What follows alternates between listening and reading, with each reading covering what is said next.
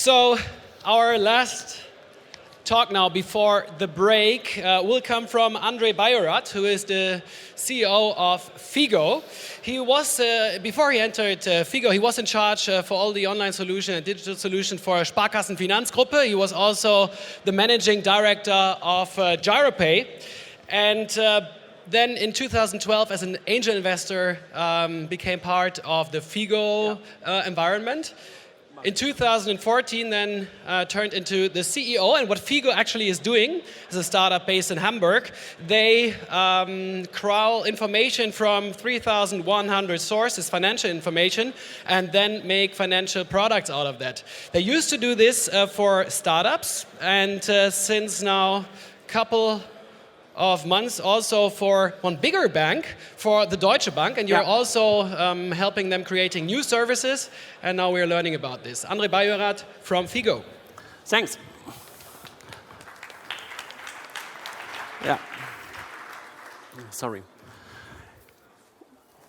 Yeah, I'm Andrej Bajorat, CEO of Figo, and what we are doing, we are the first banking service provider in Europe, and thanks Wired to give us the chance to tell a little bit more about our story. That's a long story, 5 years, and a little bit the story from an enemy to supplier, and now more and more as a part of the system.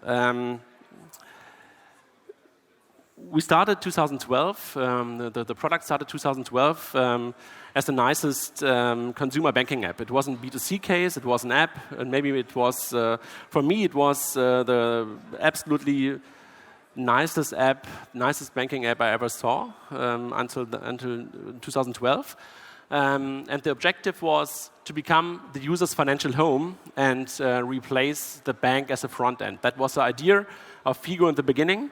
As all the folks here know, that all in a gray legal area because of the terms and conditions of the banks, but that was the idea of Figo in the beginning in 2012. And then 5 years later, Figo will be the first regulated banking service provider in Europe and is more and more part of the system. What does it mean?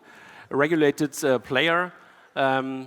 Maybe you know something like the European Commission decided to bring something like PSD2, and that's what we are doing. We are a regulated player, and we will be a financial institution in 2017. How could that happen? That was the question. I don't want to pitch our company, but I will give you a little bit the story. How could that happen? Was it a genius strategy, or did it happen by chance? And that's always a question, and it was a mixture.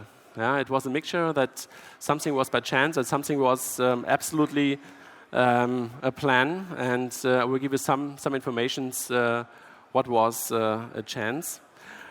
In 2013, after the company was founded in 2012, 2013 was the idea to launch the app. And as you know, 3 years ago, it was not so easy to do a beta phase in the App Store, and we had more than 3,000 beta users in the beginning of the app, and that was a problem. And so we get a big issue with Apple, and in 2013, Apple stopped our developer license and stopped our product in the App Store, and that was the reason why we had to think about what we could do with our infrastructure.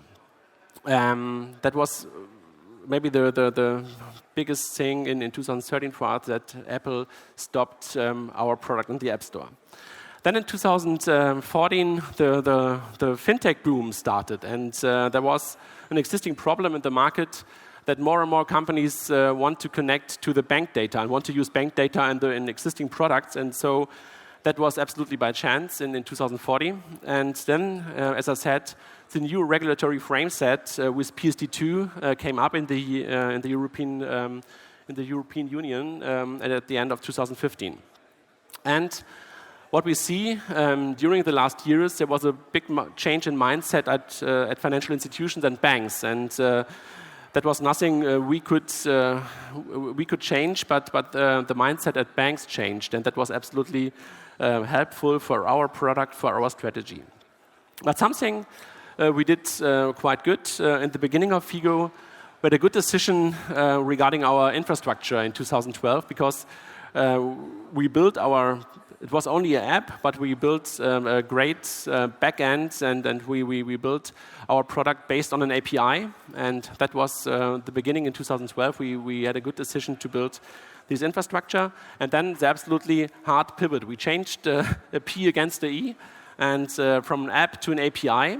And that was absolutely hard. And with this change from app to an API, we decided to stop all consumer front ends, to stop all consumer focus, and to do only business to business sales, and to run only the business product. And with this together, there was a new team and an absolutely new cap table. We had to do something with the founder, with the original founder, and that was absolutely needed to run the system or to run the business as we want to do.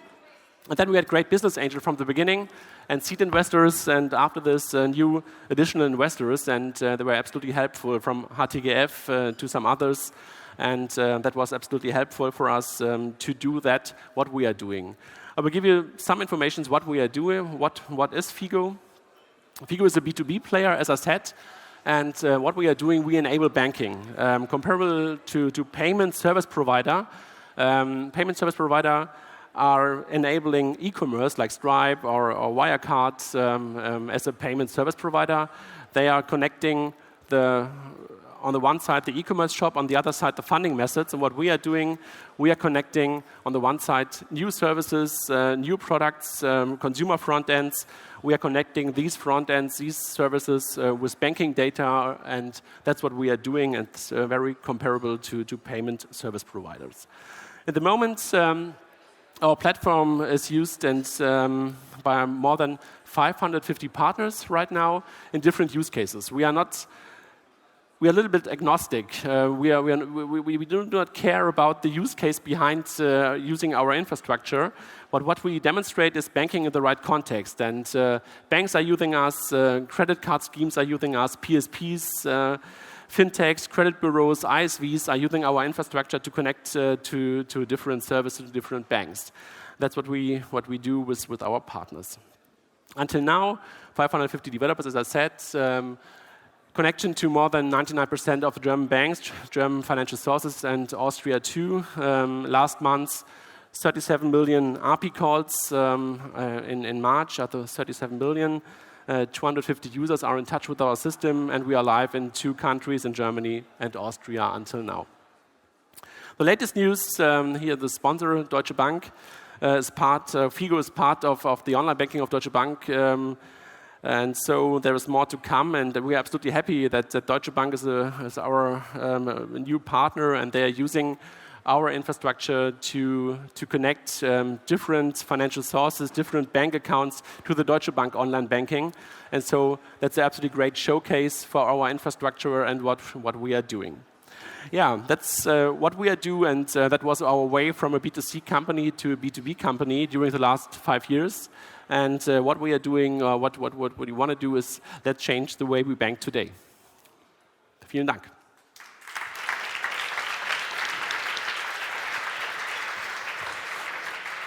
Andre, you also have a community of developers that you developed over the course of the last years. Yeah. How far do you support also Deutsche Bank with this manpower? Yeah, the developers are not not in the focus in the Deutsche Bank deal, but we think about how this developer community could help our partners too in implementation things and to build new products for the banks. But at the moment in the Deutsche Bank deal, that's not focus. So Deutsche Bank is going to build up the digital factory in Frankfurt? No, I think the digital... yes, in Frankfurt, yes. It's in Frankfurt? Yeah. So can you tell us a bit about that approach? Maybe Michael could tell a little bit more about the digital factory, because we are not part of the digital factory. We are. Okay, I thought you also. We are only a supplier for the multi-banking part of the new online banking. Okay, thank you very much, Yeah, Andre Bajorat. Thank you.